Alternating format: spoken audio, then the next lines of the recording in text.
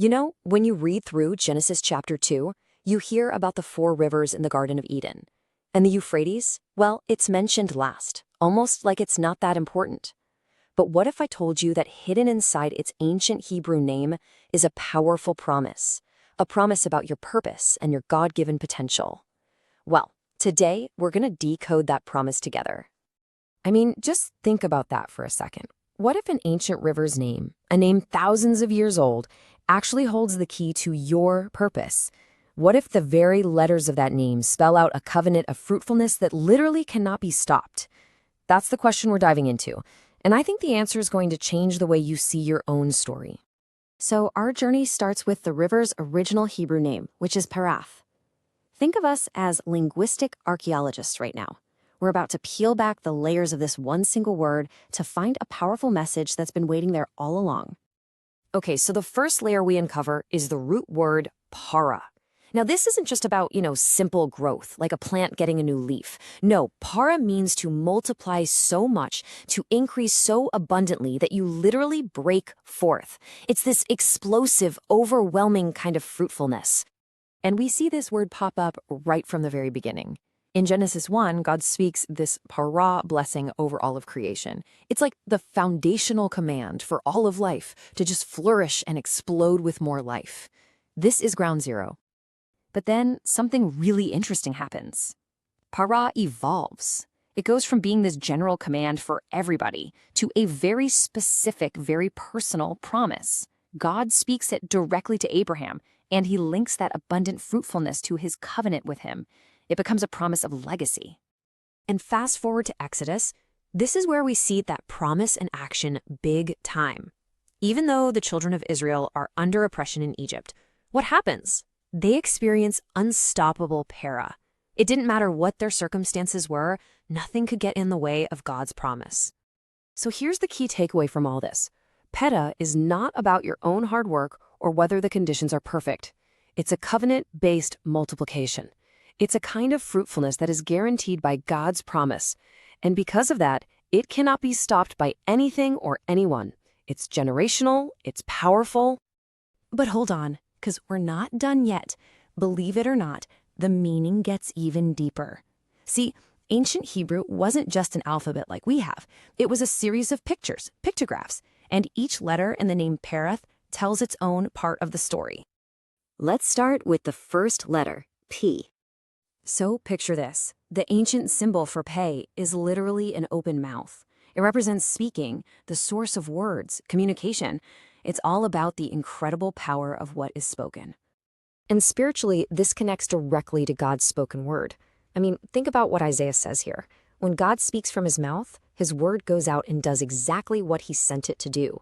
It never fails. It's creative, it's effective, it's powerful. And perpete represents that divine speech. All right, the second letter in Parath is Resh. The image for Resh is the head of a person. Now, what does a head represent? It's what's highest, right? It's about being the first, the chief, the leader. It's the symbol for ultimate authority. And of course, in the New Testament, this points straight to Christ. He is the head of the church, the beginning, the absolute highest authority. So Rush tells us that the authority behind this promise we're talking about, it's the highest authority there is. It's divine. And that brings us to the final piece of this puzzle, the last letter, Tav. This is so cool. The ancient pictograph for Tav was basically two sticks crossed together, kind of like an X or a simple cross. And what does a mark like that signify? It's a sign, a seal, a signature on a deal. And for us, the most important meaning is covenant. It's a mark of ownership and a finished deal. This is our seal. Tav represents the finished work of the cross and the guarantee, the seal of the Holy Spirit on every believer. It's God's signature on his covenant promise with you and me. Okay, are you ready for this? We've looked at the root word, we've decoded each of the letters, Pe, Resh, and Tav. Now we're going to put it all together. This is where the whole story of the name Parath just comes to life. Hey, the mouth, Reshush of the highest authority. Tav establishes a covenant. The very letters themselves spell out the source of our fruitfulness. It's not an accident. It's a declaration written right into the name. And that, right there, is the full, beautiful meaning of the Euphrates. It represents a flow of life that comes straight from God's spoken covenant, His word coming from His supreme authority, sealed by His promise. That is what produces that paira, that unstoppable, breaking forth kind of fruitfulness in our lives. So this is all absolutely fascinating, right? But it's way more than just a cool language lesson. The real question is, so what? How do we tap into this river? How do we actually apply this promise of the Euphrates to our own lives, right here, right now? Well, here are 5 practical ways. First, you have to abide. This isn't about striving or working harder. It's just about staying connected to the source, to Jesus. Second, believe. You have to know what God has specifically spoken over your life. What are His promises to you? Find them, grab hold of them, and believe them. Third, walk in love. That's the real proof of a fruitful life. It's the character that flows out of that covenant relationship. Fourth, invest in the future. Think beyond yourself. How is your fruitfulness going to impact the next generation? And finally, trust the timing. Real, lasting covenant fruit doesn't just pop up overnight. It takes patience and a deep trust in God's process. And that really brings us to the final and maybe the most important question of all.